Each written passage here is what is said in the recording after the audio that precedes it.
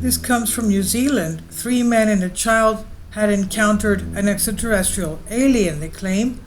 The incident happened in 2011, but recently became known on the internet, and it happened December 12, 2011, in the Kaimani Ranges near the Bay of Plenty, New Zealand. A group of 3 local hunters, John, Andrew, and Lewis, as well as Andrew's 12-year-old son, name withheld, were returning to the car after hunting. They had a rifle and a backpack of stuff, and they saw strange lights. The weather was cloudy with light rain and frost, but visibility was satisfactory. It was about 3 o'clock in the morning when the hunters stopped to rest on a hill and almost immediately noticed an unusual orange glow about 4 kilometers away. Since it was a rather deserted area, at first they thought it was the light from some other hunter's flashlights, and then they began to notice the light moving smoothly down the hill. It soon became clear to them that it was definitely not someone with a flashlight. They began to believe that there could have been a car with powerful headlights or a motorcycle in the area. However, the light began to move strangely, and they dismissed the version of what it could be. And then Andrew took his gun and began to observe the object through the scope of the rifle. He saw that the bright object had an unusual triangular shape, and that 2 more bright round objects were visible next to it. And just seconds after he noticed them, the light disappeared, as if someone had flipped the switch off. However, another flash appeared. At the bottom of the hill, they saw several small orange lights moving through the valley like cars with their headlights on. It was 4 in the morning now and 45 minutes from the city, and it was moving completely silently, so we sat down and tried to figure out what it was, says Lewis. The group watched the orange lights for about 20 minutes with a growing sense of unease, which increased as they saw the lights moving in their direction.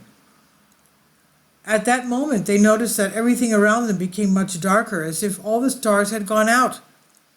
At the same time, the wind died down and the rain stopped, and all animal sounds disappeared, even the screeching of the owls. It was very creepy, and they decided to hide to see if the lights would go away, but then changed their minds and decided to continue on their way to their car. It was an 8-minute descent, and they had to walk 3 kilometers before reaching the country road where their car was parked. When the hunters came down the hill, they saw the orange glowing object moving only a few 100 meters away, flying slowly over the fields. As it approached, the hunters realized it was much larger in size than they first thought and seemed to be moving towards them, following them. In an attempt to explain one last time what it might be, they thought it might be some kind of a drone-type aircraft. It had a red scanning beam. The hunters hid in the bushes and were already in a state of panic, realizing that after all it was neither a drone nor a helicopter, but something incomprehensible. Particularly frightened was his son Andrew, who constantly asked his father what the bright light ball was and why it was chasing them. Then John saw a faint orange glow behind the trees to their left, and it was only 80 meters away. All 4 of them now smelled a strange smell in the air that John described as rotten eggs, sulfur that is, and Lewis likened to the smell of burnt pork. Then the light disappeared as if extinguished, and then reappeared behind the trees and was now very close to the hunters, only 15 meters away.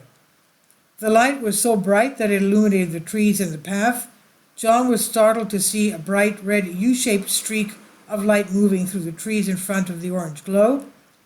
According to him, it looked like an orange object opened a scanning beam to find people in the forest. He says the beam looked like a big red supermarket scanner that scans barcodes. John urged his friends to hurry up so the scanner would not catch them, and they continued running along the path. They were very scared and ran fast to get into the car. Then the light went out again. The group had by then reached the halfway point, about 1.5 kilometers from the top of the hill where they first saw the light. They did not use their flashlight to light the road for fear of attracting attention. The children and I were approaching the road and concentrated on running as fast as possible. It was dark. The wind was blowing a little, and when the light went out again, it started to rain again, but we did not feel safe. We all had an unsettled feeling that something is not going well, John says. The hunters walked another 100 meters or so, reaching a point where the fields of the local farm began, and to their right was a mountain of a bush. Close contact. Then they saw orange lights again with a red scanning beam behind the bushes. It was about 60 meters away from them. We thought, what the hell is this? And in a split second it was right on the fence line, just 5 meters from us, says John. That's 15 feet. The hunters were stunned by the speed with which the light approached them and stopped. The orange light went out immediately, and it was now clear that it was a cone-shaped aircraft with no visible windows. It was about the size of a car garage. As the hunters described it, it hovered low above the ground. Its surface seemed metallic and highly reflective, and John could remember how the surrounding trees reflected off its surface, giving it a dark green appearance. The top of the craft was flat and large. Clear colored lights, orange, red, green, blue, yellow, and white, flashed erratically. Andrew said the lights were leveled. Around the bottom of the craft were a few small orange lights and 2 large, extremely bright white headlights, like car headlights. The craft made no sounds as it hovered next to the group, but the beam of light of the red light that was like a scanner made a sound as it moved in front of the craft. It stayed there for 10 seconds, then the red scanning light went off. The craft moved along the fence line, and at this point, John reported feeling unusually calm and relaxed, a rather odd feeling given the events going on. The other 3 witnesses felt fear and worry, but also relief that the object had moved far away from them. Then they all noticed a second time that while the craft was near them, the rain and wind stopped, and the birds and sounds of wildlife went silent, which Lewis called surreal and terrifying. It also happens in other UFO sightings that seem to warp space-time. But their relief did not last long. A few seconds later, the craft reappeared about 150 meters away from them, turned right, and started moving steadily towards the group, now making a vacuum cleaner noise and effectively blocking their escape route. Halfway there, it stopped for a moment and was silent before speeding back towards the group. And frightened, John, Lewis, and his son Andrew dashed to the right into the bushes. Lewis threw his arms around Andrew's son to protect him. Meanwhile, Andrew dropped his gun on the ground, and when he too ran towards the bushes, the UFO blocked his way. I looked at him as he approached. I remember seeing colored lights, but I was almost blinded by the white light. I wanted to run to my friends, but then I would think that I would betray them. Then I called to them to sit there and not move, and I thought, what will this do to me? What will this craft do to me? Will it attack me? Will it take us all? Says Andrew. The scanning beam of red light started working again, and Andrew was afraid of coming into contact with this beam. John stuck his head forward through the bushes to see what was going on, but could only see lights. The boy believed that his father was in danger, shouting to his father that he loved him. Andrew turned to his son for a moment, and the lights went out, and in a split second they reappeared about 350 meters away from the country road, turning on the lights again, flying slowly. Immediately the sounds of the wild nature started again, and it started to rain. Meeting with an alien. The group only had about 250 meters on the road to reach their car. And that's not too close, obviously, when you have this UFO right on top of you. When they ran past the spot where the UFO was hovering, they again felt an unpleasant smell. The craft then crossed the field and disappeared. Andrew's son began to cry from intense anxiety as the hunters hurriedly walked to the car. The next moment, a new bright object appeared above them. It had a vertically elongated white bundle and looked like a rugby ball. It slowly descended to within 8 to 10 meters of John to his left. We all stopped to see it. I remember we were in a panic. Everyone was like, look, look. My son pulled me and said, Dad, let's get out of here. and I led him further down the street. I left the other two, says Andrew. Then another light appeared on the ground, and it turned out to be a humanoid figure. He walked towards John and Lewis, only 4 meters away from them, that's about 12 feet. John turned on his flashlight, and they looked at the figure. The figure's head was surrounded by light, so that it was impossible to see his facial features.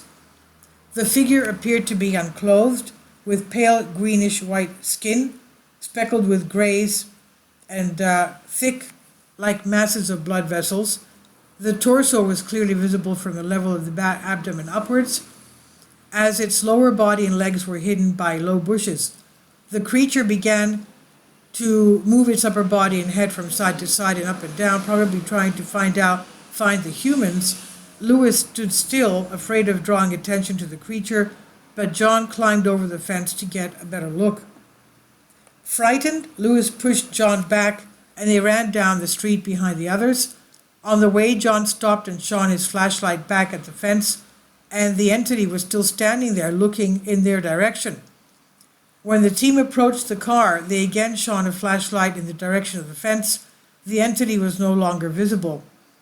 All 4 witnesses sat in the car with the doors locked for some time, trying to process what they had experienced, and asked each other to confirm certain aspects of the encounter. Then they were shocked, and Andrew started the car and drove away from the area at high speed. And as John said, we were all turning our heads looking back. All 3 adults witnesses were able to describe similar details, but also separately emphasized certain aspects. During interviews with the New Zealand ufology group UFO CUSNZ, they showed signs of post-traumatic stress, hyperarousal, re-experiencing and forms of denial or disassociation, referring to both the object and the entity as an it. They spoke to comfort each other throughout the incident and repeatedly asked each other to confirm what they saw was real. All reported fear and panic during the experience, and during the interview showed signs of nervousness, anxiety, and fear when describing the events. The men talked about trying to make sense of what was happening at the time, rationalizing their own worldview, trying to cling to logical aspects to maintain some control over the situation. UFO CUSNZ ufologists later arrived at the site of the incident and unfortunately found no unusual marks in the grass that would indicate the presence of a UFO or an alien. This could be partly explained by the fact that from the time of the incident until their arrival, the place was altered by the local farmers and their animals. John and Andrew separately agreed to visit this place again with ufologists, but Lewis refused. This is inexplicable, isn't it? This is amazing.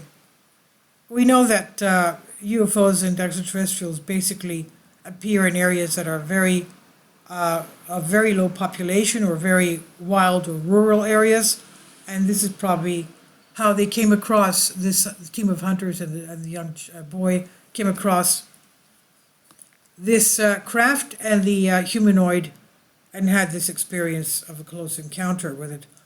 Please leave your comments, and thank you for your support. Finally, support my Patreon account.